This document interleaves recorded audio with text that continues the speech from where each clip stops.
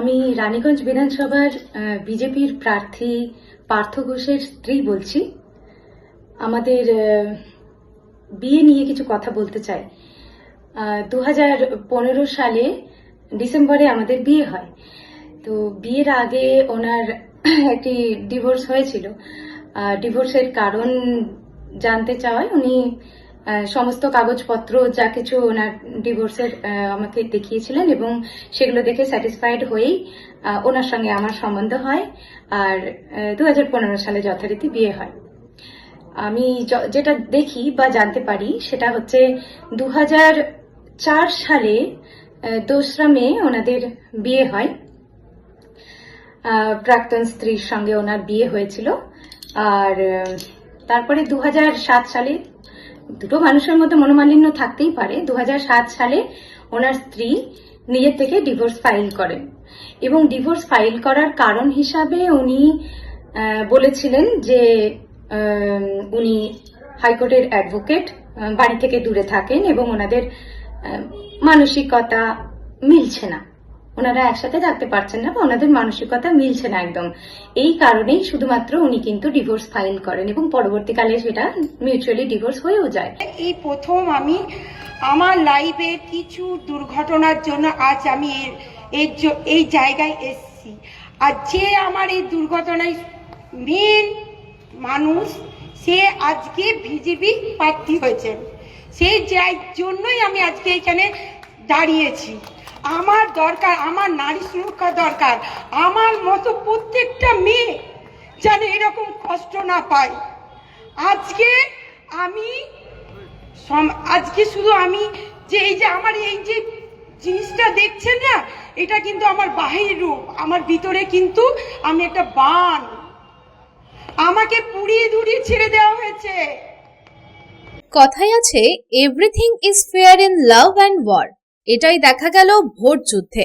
19 বছর আগের বিবাহ বিচ্ছেদ হয় এবং বিবাহ বিচ্ছেদের পর প্রাক্তন স্ত্রী তার প্রাক্তন স্বামীর বিরুদ্ধে সরাসরি ভোট যুদ্ধের বিরোধিতা করতে নেমে পড়েছেন। আর এই বিরোধিতার জবাব দিতে সামনে এসেছেন বর্তমান স্ত্রীও। এই আকর্ষণীয় ঘটনা রানীগঞ্জ বিধানসভা কেন্দ্রের বিজেপি প্রার্থী আইনজীবী পার্থ ঘোষের সঙ্গে ঘটতে দেখা গেল। 19 বছর আগে বিবাহ বিচ্ছেদ হওয়া পার্থ ঘোষের প্রথম পক্ষের স্ত্রী পিঙ্কি সিনহা সরাসরি ভোট যুদ্ধের মঞ্চে প্রাক্তন স্বামীর বিরুদ্ধে সোচ্চার হলেন।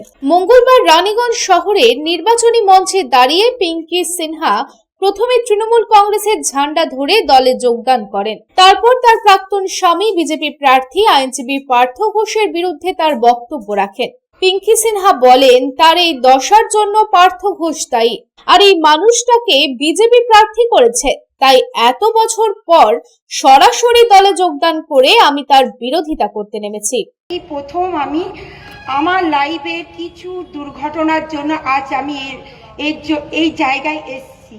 আর যে আমার এই দুর্ঘটনায় মেন মানুষ, সে আজকে বিজেপি প্রার্থী হয়েছেন, সেই জন্যই আমি আজকে এখানে দাঁড়িয়েছি। আমার দরকার, আমার নারী সুরক্ষা দরকার। আমার মতো প্রত্যেকটা মেয়ে যেন এরকম কষ্ট না পায়। আজকে শুধু আমি যে এই যে আমার এই যে জিনিসটা দেখছেন না, এটা কিন্তু আমার বাহির রূপ, আমার ভিতরে কিন্তু আমি একটা বান। আমাকে পুড়িয়ে ধুড়িয়ে ছেড়ে দেওয়া হয়েছে। আর একটা আমি এখন এই তো আমার নতুন আর জয়েন্ট, আমি বেশি কিছু আপনাদের বোঝাতে পারবো না বা বলতে পারবো না। আপনাদের কাছে একটাই অনুরোধ, আমরা যদি নিজেদের সুস্থভাবে বাঁচাতে চান, আপনারা দিদির পাকে ভোট দিয়ে জেতান। প্লিজ প্লিজ প্লিজ, আমাদের সুরক্ষার জন্য একমাত্র দিদি, আমাদের কেউ বাঁচাতে পারবে না। আজকে অমিত শাহ এসে পড়ে এইটাকে ইউপি বানিয়ে দেবে, আমাদেরকে বাঁচতে দেবে না। অন্যদিকে বিজেপি প্রার্থী পার্থ ঘোষের বর্তমান স্ত্রী রেণুকা ঘোষ তার স্বামীর উপরে আনা অভিযোগের বিরুদ্ধে সরাসরি মিডিয়ার সামনে সোচ্চার হন। রেণুকা ঘোষ বলেন, আমি নিজের স্বামীর কাছ থেকে সন্তুষ্ট। আমাদের 2টি সন্তান আছে। আমাদের বৈবাহিক সম্পর্ক অত্যন্ত ভালো। তার স্বামী পার্থ ঘোষের ওপর মিথ্যে অ্যালিগেশন প্রাক্তন স্ত্রী আনছে, এটার মধ্যে কোনো সত্যতা নেই। এটা শুধুমাত্র বিজেপি প্রার্থীকে বদনাম করার মিথ্যা প্রচেষ্টা। 2004 সালের 2রা মে প্রেম বিবাহ হয় এবং 3 বছর পর তাদের মধ্যে মিউচুয়াল ডিভোর্স হয়। তখন তিনি কোন রকম অভিযোগ আমার স্বামীর বিরুদ্ধে আনেননি। আমার পরিবারও পুরো যাচাই করার পর আমার সঙ্গে পার্থ ঘোষের বিয়ে দেয়। এই মিথ্যা অ্যালিগেশনের বিরুদ্ধে আমি সবসময় স্বামীর পাশে দাঁড়িয়ে আছি। এইটুকুই আমি বলতে চাই। আমি এই মুহূর্তে আমরা দুজন ভীষণ হ্যাপিলি ম্যারিড, আর 2টি বাচ্চার আমরা প্যারেন্টস। ভীষণ আমরা শান্তিপূর্ণ জীবন নির্বাহ করছি এবং ভদ্রমহিলাকে অসংখ্য আমি থ্যাংক ইউ জানাতে চাই যে কি ভাগ্যিস উনি ডিভোর্সটা দিয়েছিলেন। আমি এমন একজন মানুষকে পেয়েছি আমার জীবনে। আমি ভীষণভাবে স্যাটিসফাইড। আমার কোনো রকম কোনো অ্যালিগেশন তো নেই। আমি ভীষণ শান্তিপূর্ণ একটা জীবন নির্বাহ করছি। উনি কিভাবে এই ধরনের কথাবার্তা বলছেন আমি তো বুঝতেই পারছি না। যে মানুষটা খারাপ হবে সব ক্ষেত্রেই খারাপ হবে, সবার সঙ্গেই সে খারাপ হবে, আমি তো সেরকম দেখছি না। তো যাই হোক, এরকম ভাবে বাজে ভাবে অ্যালিগেশন দেওয়ার অর্থই হচ্ছে এই ভোটের টাইমে যেহেতু ওনার পপুলারিটি অনেক বেশি, ওনাকে মানুষেরা প্রচন্ড ভাবে ভালোবাসছেন এবং শুভেচ্ছা দিচ্ছেন এবং এগিয়ে আসছেন ভোটে ওনার সঙ্গে সামিল হওয়ার জন্য। আর বিজেপির পক্ষে অনেকেই এগিয়ে আসছেন, যার জন্য উনি হয়তো ওনাকে জাস্ট অপমান করা এই টাইমে ওনার এই ভোটটাকে ক্ষতিগ্রস্ত করবার জন্যই ওনার এই ধরনের পদক্ষেপ বলেই আমার মনে হচ্ছে। তো এই সব করা থেকে বিরত থাকাই ভালো। যাই হোক, আমার এটুকুই বলবার ছিল যে পার্থ ঘোষের সম্বন্ধে যেভাবে অ্যালিগেশন আনা হচ্ছে সেটা ভীষণভাবে বিরক্তিকর এবং অপমানজনক আর ভীষণ মিথ্যা কথা, ভীষণভাবে মিথ্যা কথা। ওনার যদি কিছু বলারই থাকতো উনি সেটা তো বলতে পারতেন। সেই সময় পুলিশ ছিল, সেই সময় কোর্ট ছিল, উনি কোন রকম কমপ্লেন্ট নেই কোনো কোর্টে, সেই হিসাবে ওনার পক্ষে ওনার উপর অত্যাচারের কোনো রেকর্ড নেই, কিছুই নেই। উনি হঠাৎ করে আজকে এসে কেঁদে কেটে হঠাৎ করে এই ধরনের গল্প বানিয়ে বলে দিলেই কি হলো? সেটা তো হয় না। ভোটযুদ্ধকে সামনে রেখে 2 প্রাক্তন এবং বর্তমান স্ত্রীর মধ্যে চলা বাক্যযুদ্ধের মধ্যে তৃণমূল কংগ্রেস প্রার্থী কালবরণ মণ্ডল বলেন, যে ব্যক্তি ভালোবাসা করে বিয়ে করে আর ভালোবাসার সম্মান রাখতে পারে না, 3 বছরের মধ্যে সমস্ত ঘটনা ঘটিয়ে দেয়, সেই বিজেপি প্রার্থী পার্থ ঘোষের কাছে মানুষ আর কি আশা রাখতে পারে? তৃণমূল কংগ্রেস প্রার্থী কালবরণ মণ্ডল এক প্রশ্নের উত্তরে বলেন, যদি 70 বছর ধরে ক্ষমতায় থাকা কংগ্রেসের অন্যায়ের বিরুদ্ধে যদি আজকেও মানুষ টেনে এনে বিরোধিতা করে, তাহলে পিঙ্কি সিনহার সঙ্গে 19 বছর আগে যে ঘটনা ঘটেছিল তার উপর হওয়া অত্যাচারের আবেগ তিনি কেন সামনে আনবেন না? আর আজ প্রমাণ হলো যে বিজেপি কি ধরনের প্রার্থী এনে নির্বাচন লড়াচ্ছেন। 2004 সালে ওরা ভালোবাসা করে বিয়ে করে 2007 সালের মধ্যে সমস্ত ঘটনা ঘটে যাওয়া। তো যে প্রার্থী একটা স্ত্রীকে সম্মান দিতে পারে না, নিজের স্ত্রীকে যখন ভালোবাসা করে বিয়ে করার পরে, তার কাছে কি আশা করা যায়, সেই প্রার্থীর কাছে কি আশা করা যায়, সেটা আপনারা সকলে জনসাধারণ চিন্তা করুন।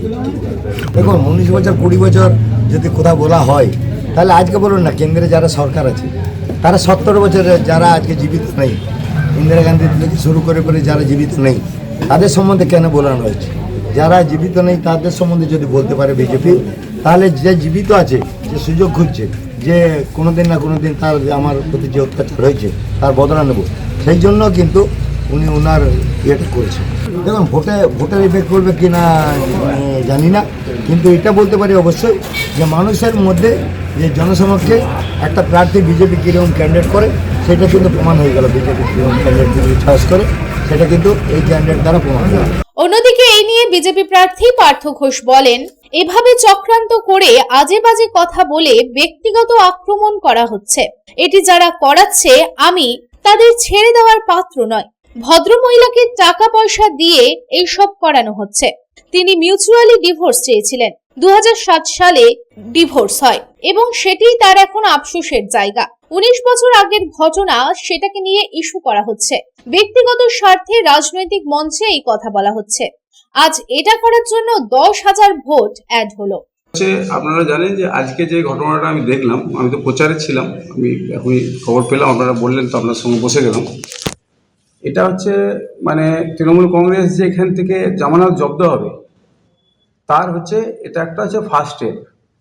তৃণমূল কংগ্রেস জানেন আপনার মাননীয় মুখ্যমন্ত্রী এসেছিল যখন খান্দাতে, তো খান্দার মাটিতে ঘটনাটা ঘটেছে ওদের কথা অনুযায়ী যা শুনলাম প্রেস থেকে।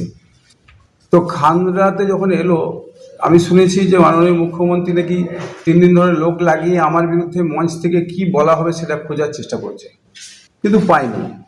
তারপরে যত দিন যাচ্ছে ওই কালুবরণ মণ্ডল বুঝতে পারছে যে তার পায়ের তলা থেকে মাটি সরে যাচ্ছে, অন্যাল ব্লক শেষ, রানীগঞ্জে ঢুকতে পারে না। এখন এইভাবে চক্রান্ত করে যদি কাউকে দাঁড় করিয়ে আজে বাজে কথা কাউকে দিয়ে বলা করে, তাহলে দেখুন আমরা আজে বাজে কথা অনেক বলতে পারি। আমার কাছে এমন এমন ভিডিও আছে, সেই ভিডিওগুলো যদি আমি ছাড়ি কোন প্রধানের সাথে কি করেছে, ও মুখ লেখানোর জায়গা পাবে না। আমি কিন্তু ব্যক্তিগত আক্রমণে যাইনি। এখন যদি এই সিচুয়েশন আসে তাহলে সেটা আমাকে চিন্তা ভাবনা করতে হবে। আর আমি আপনাদেরকে বলেছি যে আমি এমএলএ হব। আর নায়ক সিনেমাটা দেখেছেন অনিল কাপুরের অন দ্য স্পট ফয়সালা, এই যেটা করলো তার কি ফয়সালা হয় 1-2 দিনের মধ্যে দেখে নেবেন। আর যেসব চক্রান্তকারী যারা আছে, যারা করাচ্ছে এটাকে, যারা করেছে, তারাও মনে রাখবেন আমি ছেড়ে দেওয়ার পাত্র নই। আমি গুন্ডা দমন করার মতন উকিল। আমি 2খানা অফিসার ইনচার্জ ও পুলিশ স্টেশনের চাকরি খেয়েছি, কাজে এগুলো আমার কাছে ছোটো ব্যাপার আছে। আমি যা ক্ষমতা ইউজ করেছি আমার লাইফে এতদিন অবধি ওকালতির মাধ্যম দিয়ে, কোনো রাজনৈতিক নেতা ওই ক্ষমতা ইউজ করেছে কিনা সন্দেহ আছে। আর বাকি ক্লারিফিকেশনের জন্যে আমি আমার যে কোর্ট পেপার যেটা 2007 সালে 2004-এ বিয়ে হয়েছিল, 2007-এ ডিভোর্স পিটিশন ফাইল হয়েছে। সেই ফাইল করেছিলেন ওই ভদ্রমহিলা, যে ভদ্রমহিলা আজকে যাকে হয়তো সম্ভবত টাকা পয়সা দিয়ে তাকে এটা করানো হচ্ছে। এখন তিনি যে কথাগুলো বললেন স্টেজে দাঁড়িয়ে, সেই কথাবার্তাগুলো যে বলেছেন সেটা আজকে 19 বছর আগে তার বলা উচিত ছিল। 19 বছর আগে উনি যখন ডিভোর্স পিটিশন ফাইল করেছিলেন, সেই ডিভোর্স পিটিশনে প্যারা ওয়াইজ কী বলেছে আপনারা যদি বলেন আমি আপনাদেরকে বলে দিতে পারি। সেখানে একটাই কথা ওনার, যে আমার সঙ্গে ওনার টেস্ট মিলছে না, আমার শ্বশুরবাড়ির লোক খুব ভালো, আমার হাজব্যান্ড খুব ভালো, আমার কারো এগেনস্টে কোনো রকম কোনো অ্যালিগেশন নেই এবং আমার সাথে কোনো রকম কোনো ঝগড়া নেই। আমি এটা মিউচুয়ালি চাইছি, উনি যদি রাজি হন তাহলে আমি ডিভোর্স চাইছি। বিধানসভা নির্বাচনকে সামনে এনে এই বাক্যযুদ্ধের প্রভাব কতটা ব্যালট বক্সে পড়বে সেটা 4ই মে জানা যাবে। কিন্তু আবার বলি, এই কথাটি সত্য, everything is fair in love and war. Sanjay ভান্ডারীর রিপোর্ট, পাবলিক টাইমস।